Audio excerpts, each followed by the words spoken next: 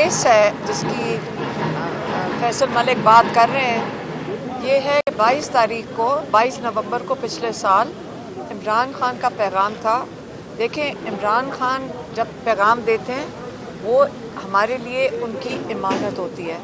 ہم نے جو وہ پیغام دیتے ہیں، ہماری کوشش پچھلے 1.5 سال 2 سال سے یہ ہے کہ جو وہ پیغام دیتے ہیں ہم اس کو بڑی احتیاط سے آ کر جیسے انہوں نے پیغام دیا ہوتا ہے ہم میڈیا کے آگے دے دیتے ہیں۔ تو 22 تاریخ کو بھی انہوں نے کہا تھا کہ پاکستان کے رول آف لا، پاکستان کا آئین اور پاکستان کے جو انسانی حقوق ہیں، ڈیموکریسی، انہوں نے کہا ان چیزوں کے لیے پرامن طریقے سے لوگوں کو اپنا احتجاج ریکارڈ کرنا چاہیے، اور یہ اگر آئین کے خلاف ہے، میری والی بات آئین کے خلاف ہے، تو آپ سارے چیک کر لیں۔ وہ جو میں نے عمران خان کا پیغام دیا تھا وہ یہی تھا۔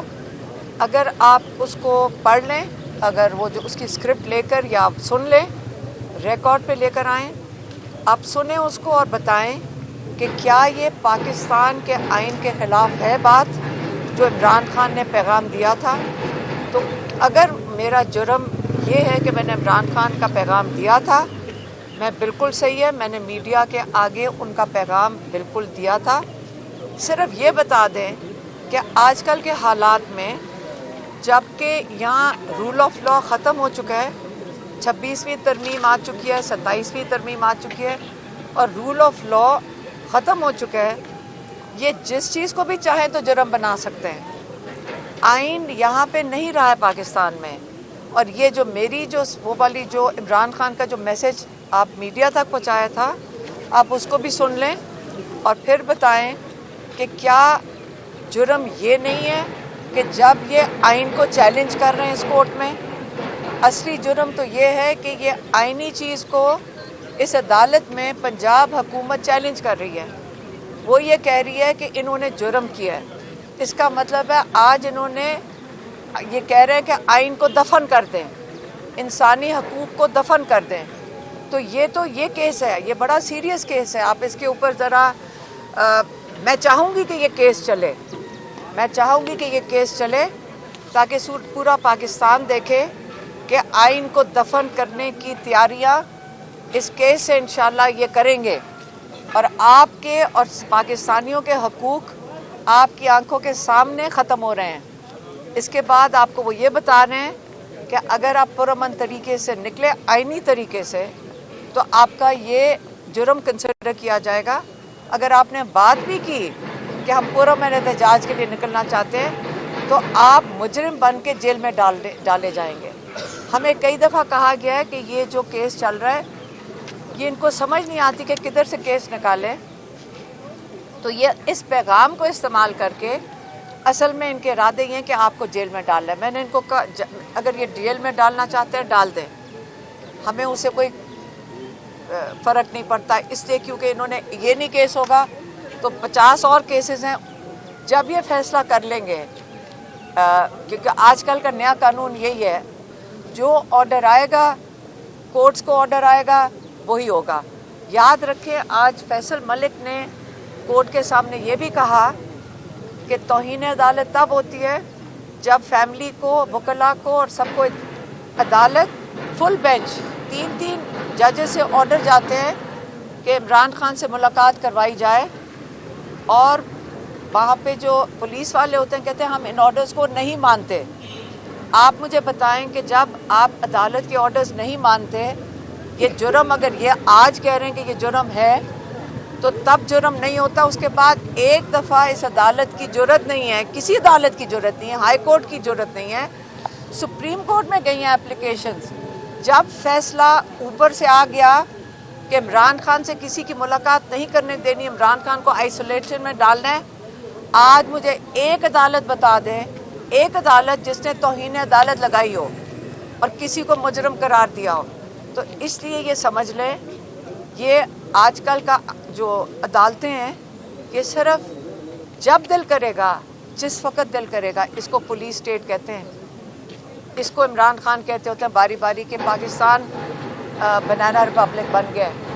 यहाँ पे कानून अब सारों को पता है, पाकिस्तानियों को पता है कि ये खौफ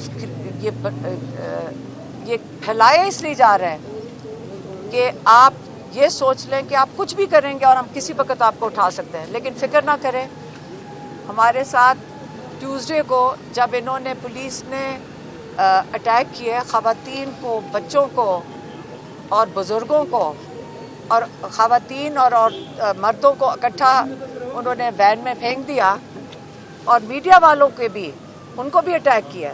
मीडिया वाले कह नहीं रहे हैं मीडिया वालों को कहना चाहिए कि हमारे साथ भी जुल्म होता है।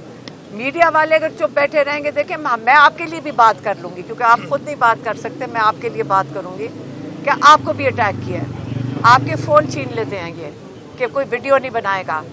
आप मुझे बताएं कि ये आया कानून और आइन के मुताबिक है कि नहीं है? आपके साथ जुल्म हो रहा है, आप चुप बैठे हैं। अगर आप चाहते हैं हम आपके लिए भी बोलें तो हम आपके लिए भी आवाज़ उठाएंगे, लेकिन देखें अगर ख़वातीन ने आप लोगों के लिए आवाज़ उठानी है तो फिर मुझे पाकिस्तानी लोगों के लिए शर्म आ रही है। आप प्लीज़, आप भी खड़े हो अपने हक़ के लिए, हम आपके हक़ के लिए भी खड़े होंगे, पाकिस्तानियों के हक़ के लिए भी खड़े होंगे, और हम नहीं घबराएंगे और हम नहीं डरेंगे इंशाअल्लाह। हम खड़े हैं, आप सब के लिए भी आवाज़ उठाएंगे। आज निसार खान और शहबाज भट्टी को भी पेश किया जाएगा, यूथ विंग के जो हमारे हैं, तो उनके लिए भी आवाज़ आज उन दोनों को पेश करें, शहबाज और निसार खान को भी ना, दोनों को आज यहाँ पे पेश करें, जिनका मैंने की बेल जो भी हसनैन वगैरह ने करवा दी है, लेकिन ये तो रोक कार जो है ना वो ये लेके गए हैं कल तो फैसल बताएं, आप बताएं, वही उनको आज पेश किया जाएगा 14 दिन हो गए। जी आप बताएं फैसल।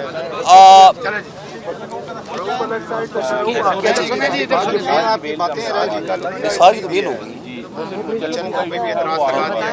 अच्छा, एक और चीज़ भी क्लैरिफाई कर दूं, क्योंकि आज हलीमा आपा पेरें हो गई हैं तो उनके जो थे वारंट ऑफ अरेस्ट वो भी ख़त्म हो गए।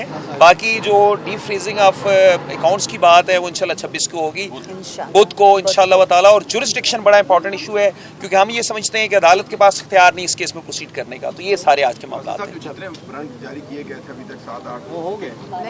देखिए, वारंट चाहे 10 दफ़ा भी हों, 11 दफ़ा भी हों, वारंट एक ही होता है, वो वारंट ऑफ अरेस्ट होता है, रिपीट होता रहता है। तो वारंट इसलिए होता है कि मुल्ज़िम अदालत में पेश हो। जब मुल्ज़िम अदालत में पेश हो गई हैं, हलीमा आपा पेश हो गई हैं, तो वो वारंट ख़त्म हो गए हैं। अब वो डी फ्रीजिंग की जो हमारी एप्लीकेशन है अकाउंट्स की, जिसमें नमल के 2 अकाउंट्स हैं, जिसके मतलब सबसे ज़्यादा कंसर्न है हलीमा आपा को, उनके मतलब आर्ग्यू करना है ताकि बच्चों की तालीम का हर्ज ना हो। Thank you.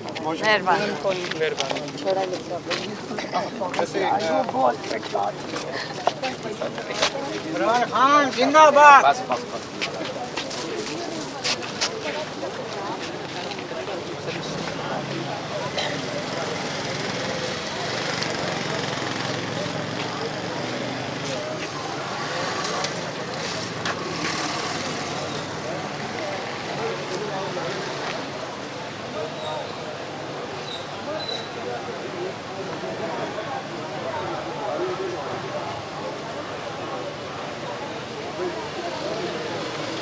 चल जान दे